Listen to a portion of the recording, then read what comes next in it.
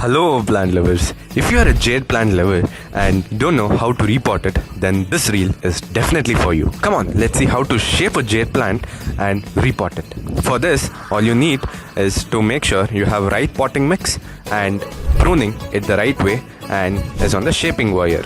Once you have removed the jade plant, since it's a fibrous root system, remove all the soil and remove the secondary roots, so it's only left with major roots. Once that is done, use the repotting material, that is soil, coco peat and vermicompost in the ratio of 1:1:1. And once that is done, use this repotting mix to the jade plant and rejuvenate it with lot of nutrients. After this, give it proper shape using GI wire and make sure it turns into a beautiful bonsai after pruning it. And this is how it looks after 15 days, and we'll be showing you how it looks after 1 month and 1 year also. And for that, don't forget to follow Biotech Maali and share this video with your jade plant lovers. Thank you so much, guys.